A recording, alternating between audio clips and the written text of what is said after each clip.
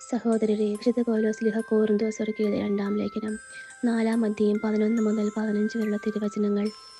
ഞങ്ങളുടെ മർത്യ ശരീരത്തിൽ യേശുവിൻ്റെ ജീവൻ പ്രത്യക്ഷമാകേണ്ടതിന് ഞങ്ങൾ ജീവിച്ചിരിക്കുമ്പോൾ യേശുവിനെ പ്രതി സദാ മരണത്തിന് ഏൽപ്പിക്കപ്പെടുന്നു.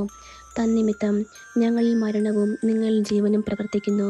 ഞാൻ വിശ്വസിച്ചു, അതിനാൽ ഞാൻ സംസാരിച്ചു എന്ന് എഴുതിയവൻ്റെ വിശ്വാസചൈതന്യം തന്നെ ഞങ്ങൾക്കുള്ളതുകൊണ്ട് ഞങ്ങളും വിശ്വസിക്കുകയും സംസാരിക്കുകയും ചെയ്യുന്നു. കർത്താവായ യേശുവിനെ ഉയർപ്പിച്ചവൻ യേശുവിനോട് കൂടെ ഞങ്ങളെയും ഉയർപ്പിക്കുമെന്നും നിങ്ങളോടൊപ്പം അവിടുത്തെ സന്നിധിയിൽ കൊണ്ടുവരുമെന്നും ഞങ്ങൾ അറിയുന്നു. ഇതെല്ലാം നിങ്ങൾക്ക് വേണ്ടിയാണ്. അങ്ങനെ കൂടുതൽ കൂടുതൽ ആളുകളിൽ കൃപ സമൃദ്ധമാകുന്നത് വഴി ദൈവമഹത്വത്തിന് കൂടുതൽ കൃതജ്ഞത അർപ്പിക്കപ്പെടുന്നു. നമ്മുടെ കർത്താവായ മിശിഹായ്ക്ക് സ്തുതി. സഹോദരരെ, വിശുദ്ധ മത്തായി എഴുതിയ സുവിശേഷം 19-ാം അധ്യായം 16 മുതൽ 22 വരെയുള്ള തിരുവചനങ്ങൾ. ഒരാൾ അവനെ സമീപിച്ച് ചോദിച്ചു, ഗുരു, നിത്യജീവൻ പ്രാപിക്കാൻ ഞാൻ എന്ത് നന്മയാണ് പ്രവർത്തിക്കേണ്ടത്? അവൻ പറഞ്ഞു, നന്മയെപ്പറ്റി നീ എന്നോട് ചോദിക്കുന്ന എന്തിന്? നല്ലവൻ ഒരുവൻ മാത്രം. ജീവനിൽ പ്രവേശിക്കാൻ അപേക്ഷിക്കുന്നെങ്കിൽ പ്രമാണങ്ങൾ അനുസരിക്കുക. അവൻ ചോദിച്ചു, ഏതെല്ലാം?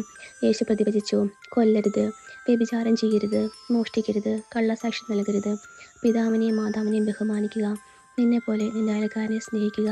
ആ യുവാവ് ചോദിച്ചു, ഇവയെല്ലാം ഞാൻ അനുസരിച്ചിട്ടുണ്ട്, ഇനിയും എന്താണ് എനിക്ക് കുറവ്? യേശു പറഞ്ഞു, നീ പൂർണ്ണനാകാൻ ആഗ്രഹിക്കുന്നെങ്കിൽ പോയി നിനക്കുള്ളതെല്ലാം വിറ്റ് ദരിദ്രർക്ക് കൊടുക്കുക. അപ്പോൾ സ്വർഗ്ഗത്തിൽ നിനക്ക് നിക്ഷേപമുണ്ടാകും. പിന്നെ വന്ന് എന്നെ അനുഗമിക്കുക. ഈ വചനം കേട്ട് ആ യുവാവ് സങ്കടത്തോടെ തിരിച്ചുപോയി. അവന് വളരെയേറെ സമ്പത്തുണ്ടായിരുന്നു. നമ്മുടെ കർത്താവായ മിശിഹായ്ക്ക് സ്തുതി.